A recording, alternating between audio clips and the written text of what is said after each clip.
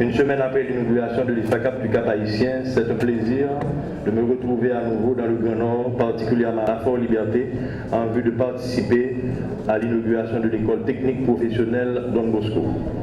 Ma joie est d'autant plus grande ce matin avec la présence du chef de l'État qui nous a fait l'honneur d'être là avec nous pour rehausser l'éclat de cette cérémonie qui se veut simple mais combien importante par son symbole et sa signification au moment où l'État s'implique avec la détermination du président de la République à l'action de décentralisation par la promotion de l'investissement et la création de parcs industriels nécessitant évidemment de la main-d'œuvre qualifiée.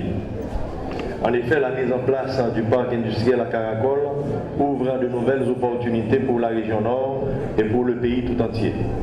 Ce sont des milliers d'emplois qui seront créés au profit des citoyens et citoyennes qui vont pouvoir jouir de leurs droits économiques. Mais pour être compétitifs, les travailleurs doivent avoir une formation adéquate de manière à répondre aux exigences des temps modernes et à attirer les investisseurs en quête aussi d'ouvriers qualifiés. C'est d'ailleurs un avantage comparatif. L'extension d'écoles professionnelles mieux outillées, notamment dans le Nord-Est, permet justement de parvenir progressivement à l'organisation et à la structuration de cette main-d'œuvre qualifiée.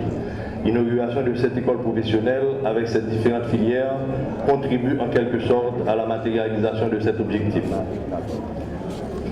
Monsieur le Président, votre présence ce matin à cette inauguration, en dépit de vos nombreuses obligations, témoigne une fois de plus de votre intérêt pour la cause de l'éducation, la priorité des priorités, car il s'agit non seulement d'envoyer des enfants à l'école et de les maintenir avec le programme de scolarisation qui touche aujourd'hui plus d'1 million d'enfants, mais aussi de former de jeunes professionnels capables de contribuer au développement du pays avec l'implantation d'écoles professionnelles de qualité.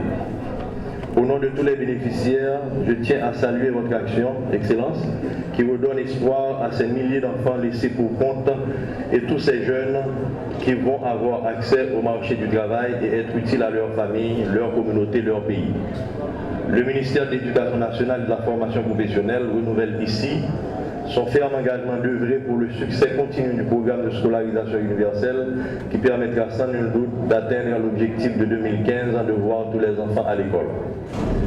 Le ministère réaffirme aussi sa volonté de poursuivre la réforme du secteur de formation professionnelle afin que le pays puisse disposer de ressources professionnelles qualifiées pour la refondation de ce pays rêvé par tous, s'engageant résolument dans le développement durable pour le bonheur de tous. Ceci ne sera possible que grâce à un partenariat actif. Et en ce sens, le ministère salue le support de la Banque interaméricaine de développement et l'Union européenne à la réhabilitation et l'extension de cette école professionnelle, ainsi que pour son équipement et la formation du personnel enseignant. Puissiez-vous, chers étudiants, avec l'appui de la communauté, protéger cet édifice qui est appelé à servir les générations futures. Merci.